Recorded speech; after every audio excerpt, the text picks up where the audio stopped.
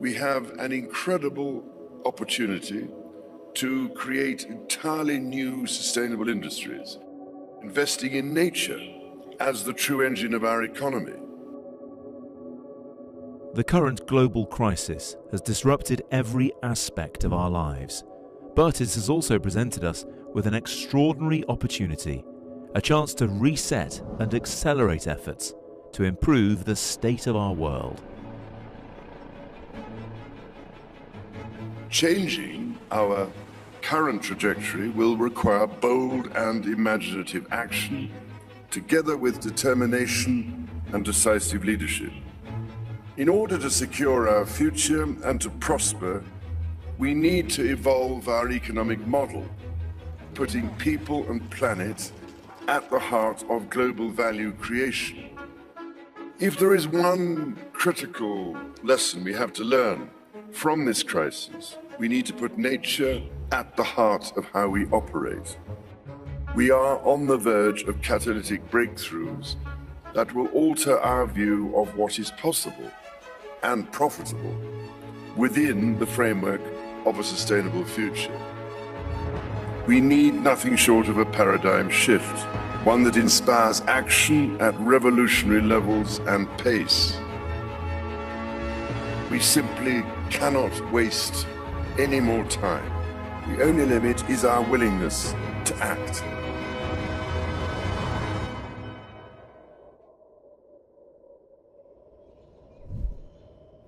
And the time to act is now.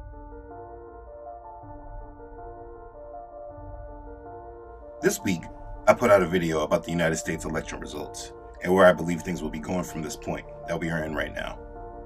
Praise Elohim that many people understood what I was trying to say. There were others that only took parts of the message and wanted to place me in a box that they felt more comfortable with me being in. As I read many of the comments, it came upon my spirit that many people still don't really recognize what time it really is and what is upon us. And why would they? The control media of this world does a great job pushing their own agenda and way of thinking. But what they do not do is what they are actually supposed to do, which is to inform us on what's happening in the world. We have to move past politics. It's not about Trump or Biden. These are both puppets of a grand scheme.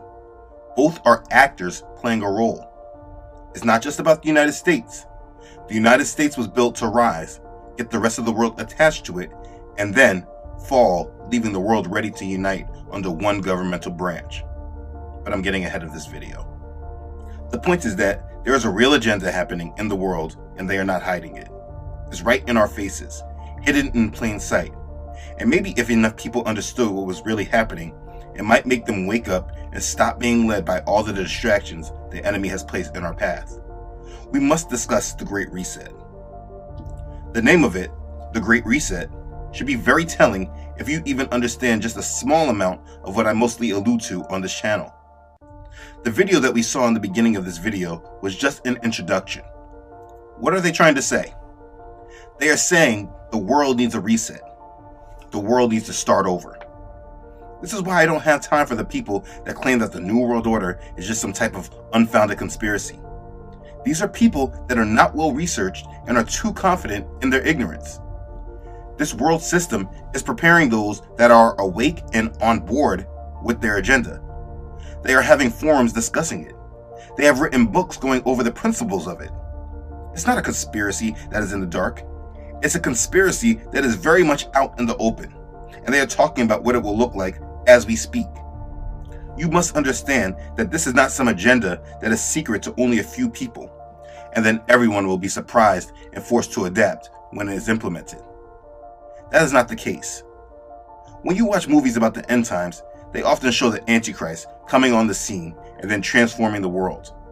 But the reality that we need to understand and deal with is that they are actively planning this transition and this new world order before we see it come into existence.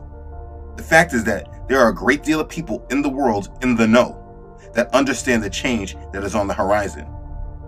How can the world move through this great change while being silent about it? They're able to do this right in the open because they know they have the minds of the people distracted through all these other media channels that do not talk a thing about it. They are having these forums and writing these books in order to give the initiated guidance of the future in order for them to prepare for it. The main thing that they are not doing is preparing the general public for it. But this information is not secret. It is hidden in plain sight. So what I want to do is provide some information that they are talking about in the open so that you can be more aware of what is actually happening right in front of us. People are aligning themselves to this world system. They're believing in the problem that they have created and the solutions that they are bringing forward. While this is all engineered to bring us to this new world order. They are branding this world's transition into the new world order as the Great Reset. I have family that are so aligned with the world that they refuse to go outside or even be around their family until the world looks like it will get better and go back to the normal that they once knew. But the truth is that the world will never go back to normal, and these leaders all know it. That's why in the beginning of the pandemic, they used to say, the new normal. We are not going back to the normal we once knew. But because we rely on the media to guide us and keep us informed, and that we trust these selected leaders to tell us the truth, the majority don't have a clue. The United States right now is distracted because they are fighting for a leader.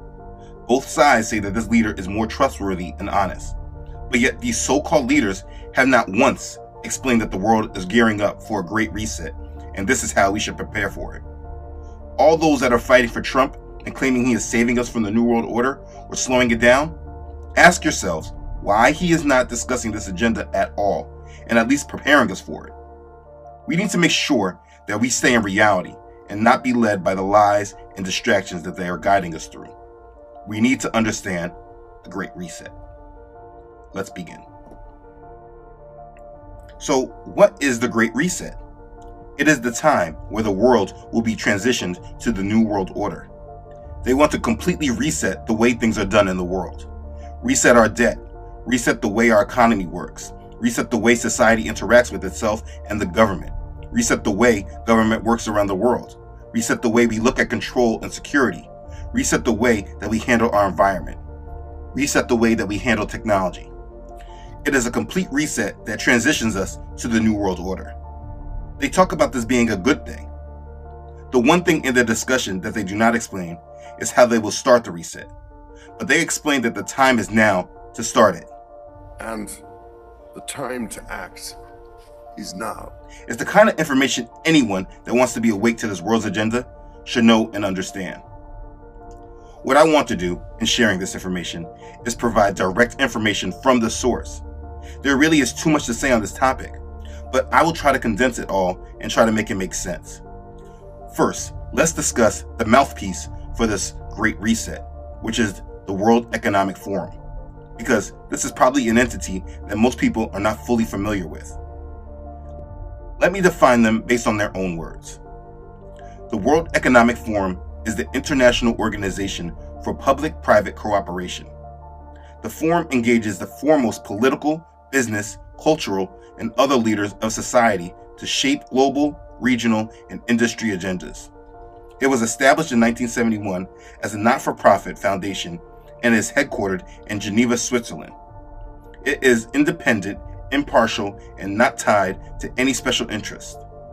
The institution carefully blends and balances the best of many kinds of organizations from both the public and private sectors, international organizations, and academic institutions. We believe that progress happens by bringing together people from all walks of life who have the drive and influence to make positive change. Yeah, they say a lot to imply very simply that they are the shapers and planners of the New World Order. They are not a government agency. They are the ones that are shaping the New World Order and orchestrating the world's transition to it. Look on their website. These are their platforms. This is what they're working to shape.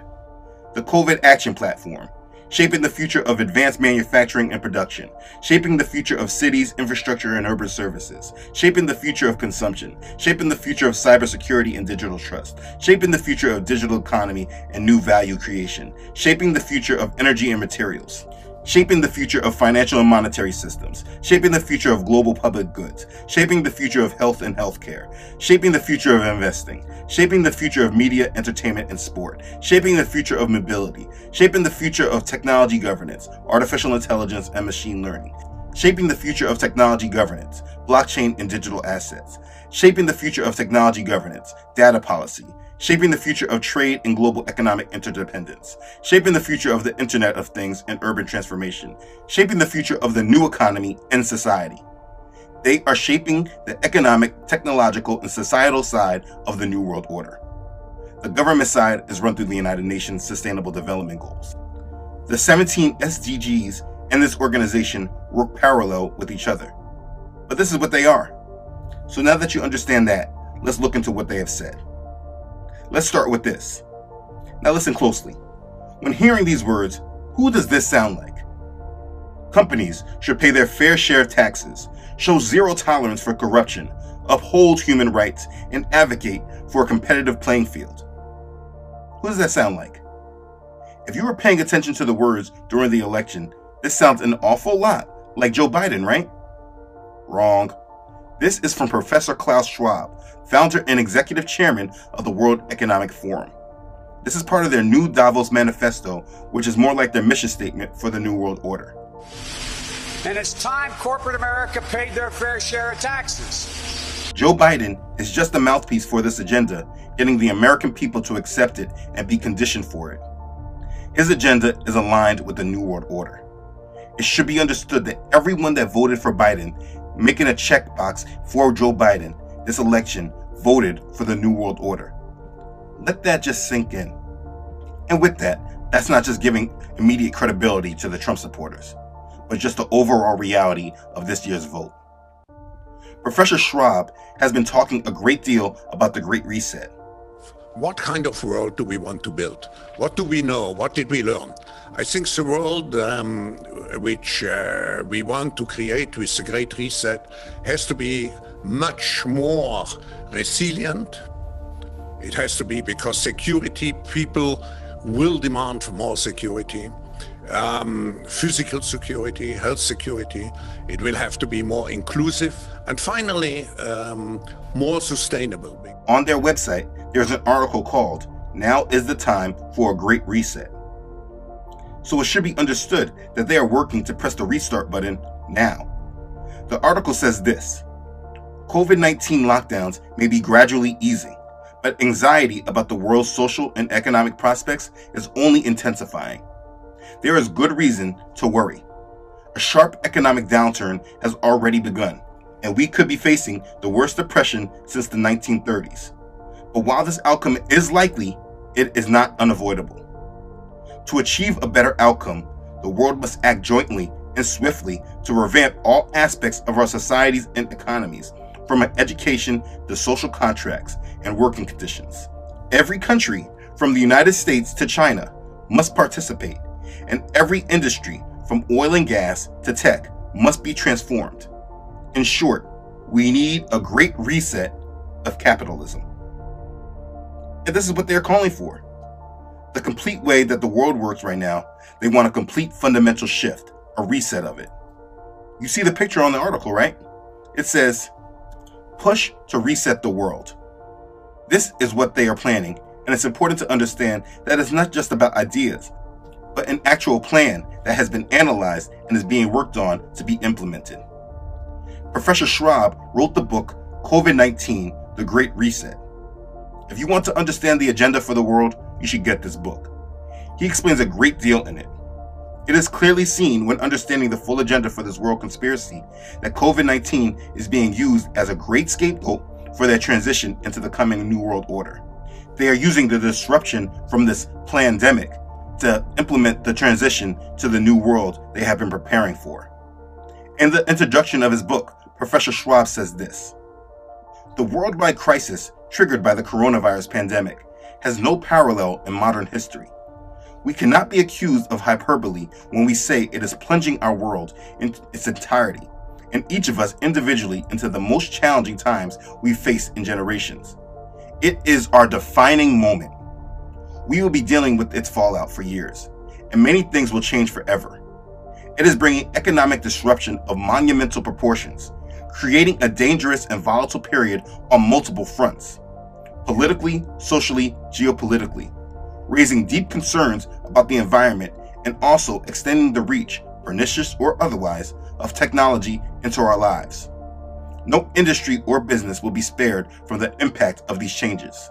Millions of companies risk disappearing, and many industries face an uncertain future. A few will thrive. On an individual basis for many, life as they've always known it is unraveling at alarming speed.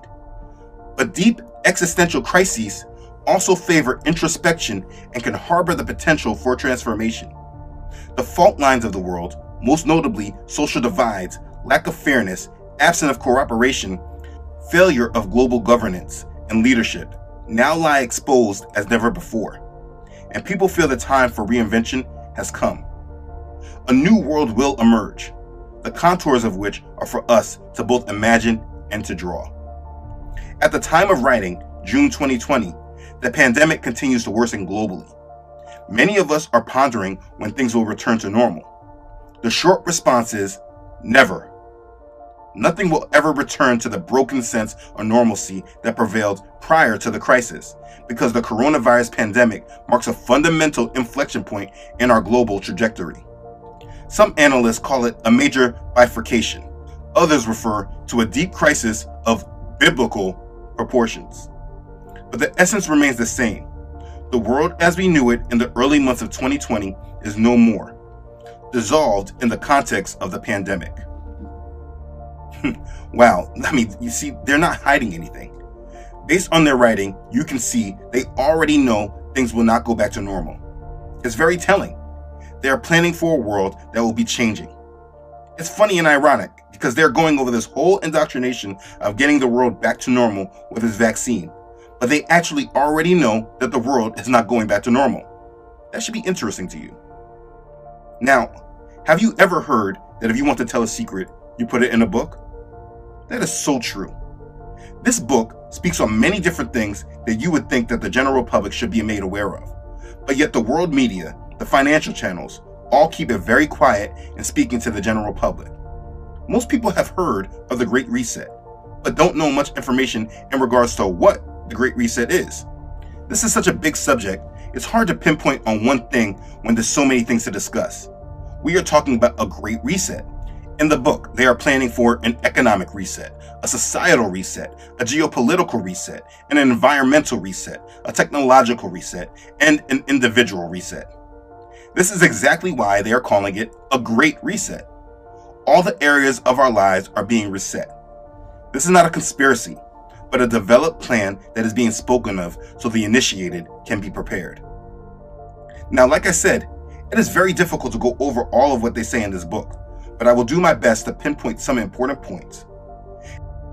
In regards to the economic reset, listen to what it says about the United States dollar. The fate of the US dollar. For decades, the United States has enjoyed the exorbitant privilege of retaining the global currency reserve, a status that has long been a perk of imperial might and economic elixir. To a considerable extent, American power and prosperity have been built and reinforced by the global trust in the dollar and the willingness of customers abroad to hold it, most often in the form of United States government bonds. For quite some time, some analysts and policymakers have been considering a possible and progressive end to the dominance of the dollar. They now think that the pandemic might be the catalyst that proves them right. On the one hand, managing the economy sensibly, doubters of the US dollar dominance point to the inevitable and sharp deterioration of the US fiscal position. In their mind, unsustainable levels of debt will eventually erode confidence in the United States dollar. Just prior to the pandemic, United States defense spending, plus interest on the federal debt, plus annual entitlement payments, Medicare, Medicaid, and Social Security, represented 112% of federal tax receipts versus 95% in 2017. This unsustainable path will worsen in the post-pandemic, post-bailout era. This argument suggests that something major will therefore have to change, either through a much reduced geopolitical role or higher taxation, or both. Otherwise, the rising deficit will reach a threshold beyond which non-US investors are unwilling to fund it. After all, the status of reserve currency cannot last longer than foreign confidence in the ability of the holder to honor its payments.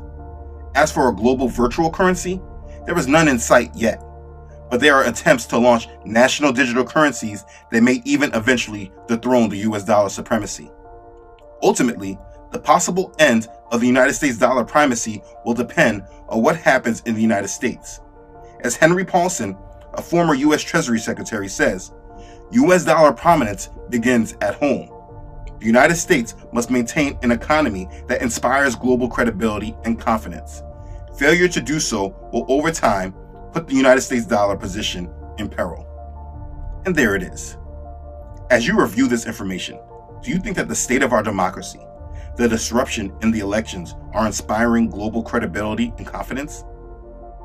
Like I've said in other videos, the dollar will collapse and no longer be used as a world currency. They are talking about it in the open. The world knows that the dollar will not last, and they are preparing for a world that will be transitioned away from it. But yet they are not preparing the population. How can we have these presidential elections and nothing about this comes up at all? The answer is clear. I'm asking rhetorically for the doubters so they can begin to do some critical thinking. In regards to a societal reset, this is what they have said. One of the most profound dangers facing the post-pandemic era is social unrest. In some extreme cases, it could lead to societal disintegration and political collapse. Countless studies, articles, and warnings have been highlighting this particular risk, based on the obvious observation that when people have no jobs, no income, and no prospects for a better life, they often resort to violence. The following quote captures the essence of the problem. It applies to the United States, but its conclusions are valid for most countries around the world. Those who are left hopeless, jobless, and without assets could easily turn against those who are better off. Already, some 30% of Americans have zero or negative wealth. If more people emerge from the current crisis with neither money, nor jobs, nor access to health care, and if these people become desperate and angry, such scenes as the recent escape of prisoners in Italy or the looting that followed Hurricane Katrina in New Orleans in 2005 might become commonplace. If governments have to resort to using paramilitary or military forces to quell, for example, riots or attacks on property, societies could begin to disintegrate. And listen to this. We do not know how the Black Lives Matter movement will evolve, and if it persists, what form it will take. However, indications show it is turning into something broader than race-specific issues. The protests against systemic racism have led to more general calls about economic justice and inclusiveness. The COVID-19 pandemic has made government important again, not just powerful again. I mean, look at those once mighty companies begging for help, but also vital again. Look into the future. Governments will most likely, but with different degrees of intensity, decide that it's in the best interest of society to rewrite some of the rules of the game and permanently increase their role. Youth activism is increasing worldwide, being revolutionized by social media that increases mobilization to an extent that would have been impossible before. It takes many different forms, ranging from non-institutionalized political participation to demonstrations and protests, and addresses issues as diverse as climate change, economic reforms, gender equality, and LGBTQ rights. The young generation is firmly at the vanguard of social change. There is little doubt that it will be a catalyst for change and a source of critical momentum for the Great Reset. People. But GLSEN is doing more than just that, more than just expanding the boundaries of supporting and protecting the LGBTQ+ community. GLSEN is also telling the world that these boundaries that we've put in place have created a faulty sense of safety that we must dismantle. They're not hiding anything. They expect riots and protests. This is a part of their plan. Again, that's why if you watch my videos about preparing for the collapse, this is what the preparations are for. In your understanding, please hold on to this. Understand that things will not go back to normal. They know things will not go back to normal. They are planning for change. You will see people, celebrities, saying things like they don't want things to go back to normal, normal wasn't any good. They are playing games with their followers' mind. This is actually an endorsement of the Great Reset, the New World Order. Don't align yourself with that mentality. They are producing social unrest and protests so that they move the public into accepting this New World Order. They already know and expect chaos and unrest, and they will use this chaos to create a new social contract. The unknowing public calling for change, protesting, and asking for things not to go back to normal are just being used as tools, being conditioned to expect a new world order. Now, as we keep reading, in reference to the geopolitical reset, they are even talking about a global government. They say, global governance is commonly defined as the process of cooperation among transnational actors aimed at providing responses to global problems. The two notions of global governance and international cooperation are so intertwined that it is nigh on impossible for global governance to flourish in a divided world that is retrenching and fragmenting. Sadly, we are now at this critical juncture. Put bluntly, we live in a world in which nobody is really in charge. Therefore, the concern is that without appropriate global governance, we will become paralyzed in our attempt to address and respond to global challenges, particularly when there is such a strong dissonance between short-term, domestic imperatives and long-term global challenges. This is a major worry, considering that today there is no committee to save the world. So, they are preparing for a world government that has someone in charge, someone with a committee to save the world. This is literally biblical prophecy of the book of Revelation jumping into reality. And with all that they're saying, they have us distracted, paying attention to what exactly? Listen, tonight we offer the ridiculous tips to get in shape for summer. It's of course called Prancercise. Prancercise is described as a springy, rhythmic way of moving forward, similar to a horse's gait, and ideally Hold on, Anderson. We need to be awake, not asleep. Let me jump into the next part, which is the technological reset. They have goals of completely digitizing the world and merging humans with computers.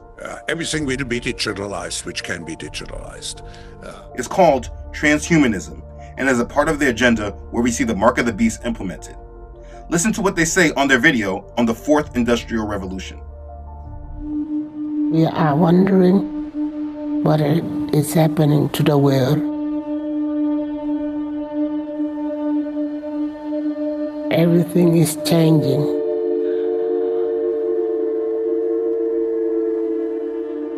The very idea of human being some sort of natural concept is really going to change. Our bodies will be so high-tech we won't be able to really distinguish between what's natural and what's artificial. You see, they're not hiding their agenda and goals.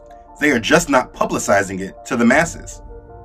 Oh, and in case your denial of this wants to say that maybe it's possible that trustful Joe Biden didn't know about this agenda, just take a look at more of the video.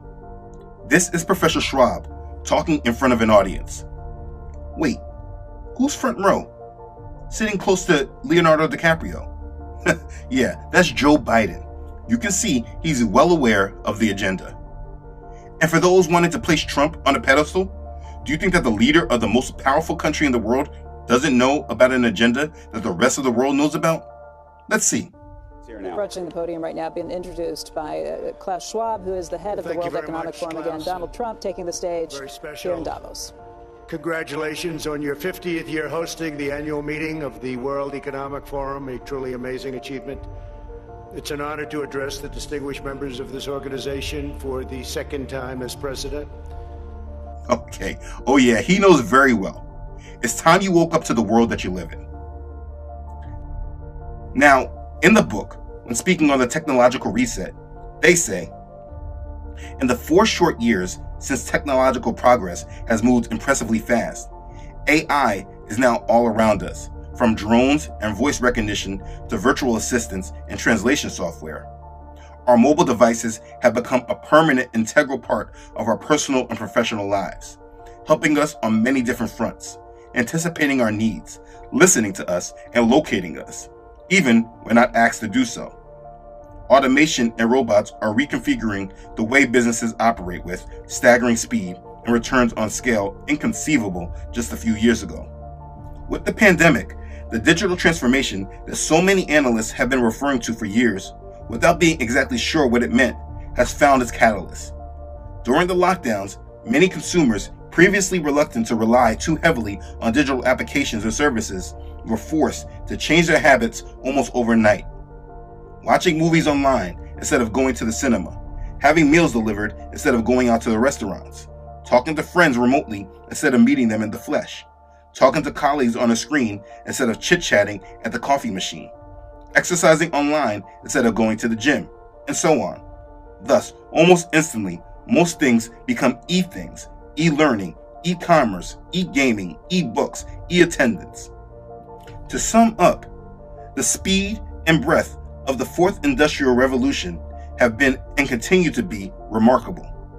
This chapter argues that the pandemic will accelerate innovation even more, catalyzing technological changes already underway and turbocharging any digital business of the digital dimension of any business.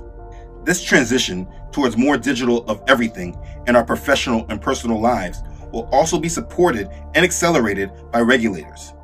As the coronavirus crisis recedes and people start returning to the workplace, this corporate move will be towards greater surveillance. For better or for worse, companies will be watching and sometimes recording what their workforce does. The trend could take many different forms, from measuring body temperatures with thermal cameras to monitoring via an app how employees comply with social distancing. This is bound to raise profound regulatory and privacy issues, which many companies will reject by arguing that unless they increase digital surveillance, they won't be able to reopen and function without risking new infections. And being, in some cases, liable, they will cite health and safety as the justification for increased surveillance. It is true that in the post-pandemic era, personal health and well-being will become a much greater priority for society, which is why the genie of tech surveillance will not be put back into the bottle. But it is for those who govern and each of us personally to control and harness the benefits of technology without sacrificing our individual and collective values and freedoms. They are very clearly saying that they will be controlling us through our technology, and we will have to make a choice to accept it in order to take part in their businesses and their economy. In that Industrial Revolution video, they even allude to humans merging with machines. The very idea of human being some sort of natural concept is really going to change. Our bodies will be so high-tech we won't be able to really distinguish between what's natural and what's artificial. So they have spoken about a world government, a world currency, a world leader, and now the mark of the beast. Yeah, I think all believers should be paying attention. The book concluded that widespread social protests that took place in June 2020 reflect the urgent necessity to embark on the Great Reset. By connecting an epidemiological risk, COVID-19, with a societal risk, protest, they made it clear that in today's world, it is the systemic connectivity between risk, issues, challenges, and also opportunities that matters and determines the future. As economies restart, there is an opportunity to embed greater societal equality and sustainability into the recovery, accelerating rather than delaying progress towards the 2030 Sustainable Development Goals, and unleashing a new era of prosperity. We are now at a crossroads. One path will take us to a better world, more inclusive, more equitable, and more respectful of Mother Nature. The other will take us to a world that resembles the one we just left behind, but worse and constantly dogged by nasty surprises. We must therefore get it right. The looming challenges could be more consequential than we have until now chosen to imagine.